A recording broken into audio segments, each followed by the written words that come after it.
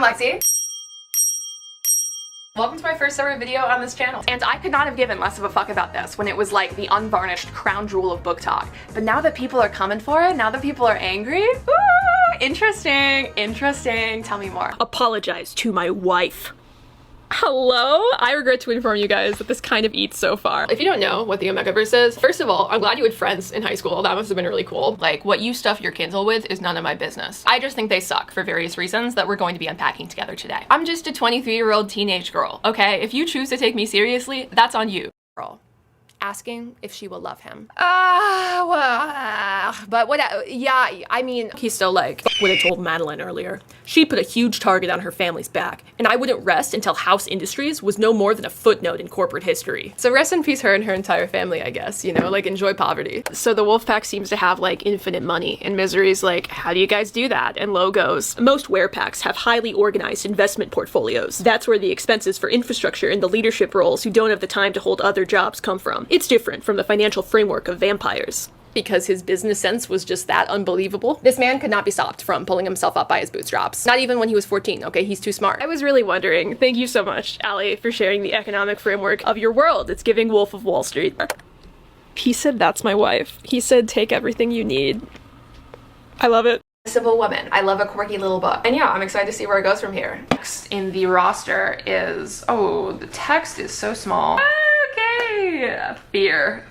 I'm feeling fear right now. In terms of vibes, if this were a young adult novel, he would be the brooding, sarcastic, I hate everybody but you male lead. But it's not a young adult fantasy novel. So instead, he's her uncle and her legal guardian and also old. So this book has a playlist in the beginning. No Sweet Home Alabama, which is a choice. Opinions? What thoughts are going through that little brain of yours? He has no thoughts. There are no thoughts inside of this head, and I love him for it. Truly the only explanation for anything that Uncle Jake does or says in this book is that his frontal lobe must have atrophied into a fine dust prior to the beginning of the story. And what he does next, it's not very difficult to guess. I'm sorry, Jake. Oh God, that's right. I want that piece of to hear his little girl scream my name wherever the he is. I want him to know how much she loves her Uncle Jake. Her Uncle Jake? Go to therapy.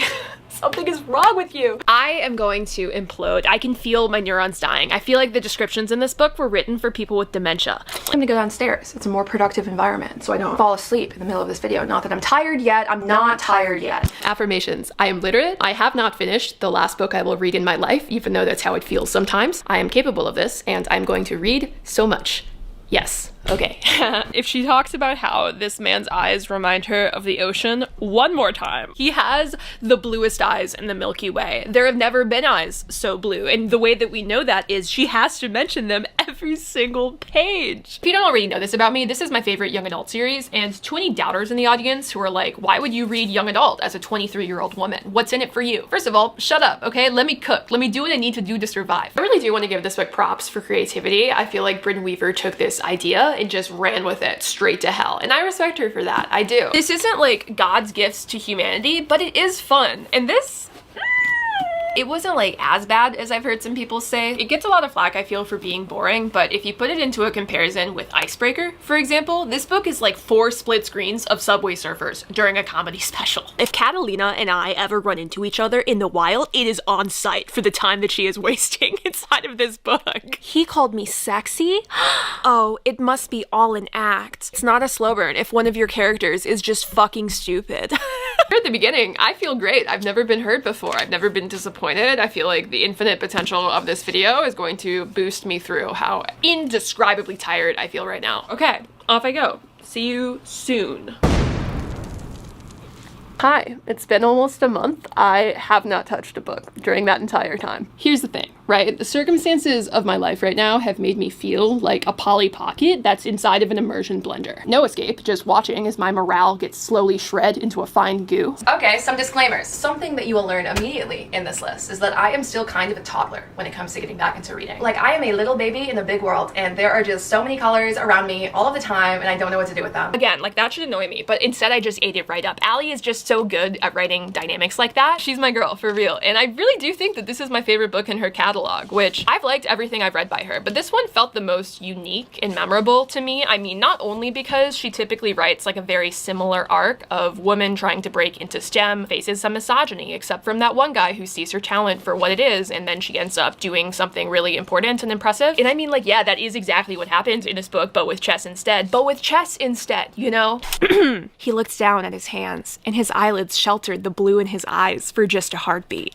He blinked away the fact that his eyes were blue, but you had to remind us that his eyes were blue, so that way we would know that when he blinked, he was hiding away his blue eyes. Come on. You can't handle the truth. And Ava's like, what? What do you mean? And Madeline says he likes it rough. He's anti-kissing and anti-eye contact. Take that. Checkmate. It's kind of a patchy reputation in terms of being a bad loser. And Mallory takes this man to church in this game. She rocks his ass. To the people who say that Allie Hazelwood just writes the same book over and over and over again, the sheer amount of chemistry that the two main characters had could classify this as a STEM romance. So you know what? Maybe you're onto something. They're my favorites. They're important to me. It's so much darker than I expected. It's pretty violent. It's pretty crazy. And yep, I feel ready to keep going. One thing though, you're telling me that this kid's 16? What the fuck do you mean? He has a wife? Shut up. Memory of meeting Ava for the first time when Ava was like 14, by the way, and thinking about how easy it would be for him to like crush her tiny delicate hands in his grip, which, whoa. There's also a Frederick Douglass quote that opens this book. It is not the light we need, but fire. It is not the gentle shower, but thunder. We need the storm, the whirlwind, the earthquake. Peak unintentional comedy. Just imagine teaching yourself how to read, coming up with bars like that, leading the abolitionist movement, and dying a hero, only for your words to be used generations down the line for books like this. Caleb's primary personality traits are being evil and violent. The limit to this man's depraved behavior inside of this book just seems to not exist. And so I thought I would give this the old college try. So that's what we're gonna do. Oh, no shot. Okay, I will never be free. This is going to sound so much like a bit, I swear on my life. I didn't do this on purpose. I had no way of knowing.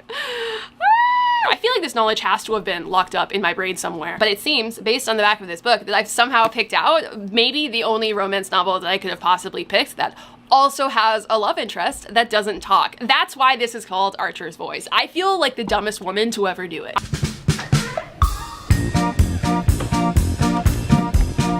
If you're gonna be a freak, at least be consistent. Whenever I see TikToks out in the world that are like, wow, Caleb eats, I'm like, I would rather starve, personally, but you do you. Woodsy, nutty grape juice. And I love it. If I could and it wouldn't kill me, I would put this shit into an IV bag and just pump it directly into my body at all hours of the day. It's fantastic.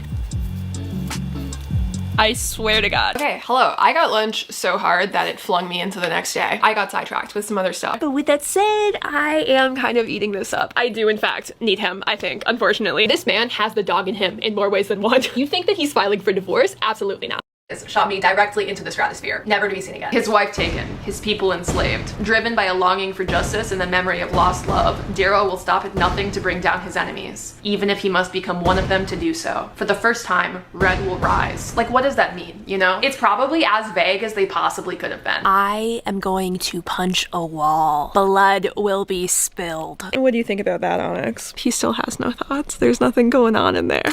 Frankly, it's just embarrassing. For me, I'm nothing if not the worst friend in the galaxy. But it's a really common fanfiction alternate universe that, to oversimplify completely, is kind of like BDSM plus wolves. And if you need more information than that, just try being on Tumblr in 2015. You will learn more than you need to know. It's whispers and firelight and searching for his warmth between the sheets at 2 a.m. when the rest of the house is asleep. It's holding him tightly and loving him slowly. Snowfall is smashing my step-uncle. Yep, got it.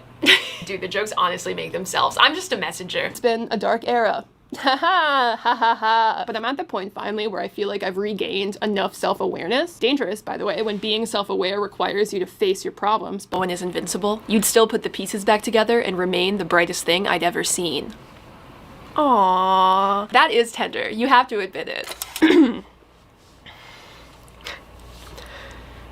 I want to feel you milking me, baby.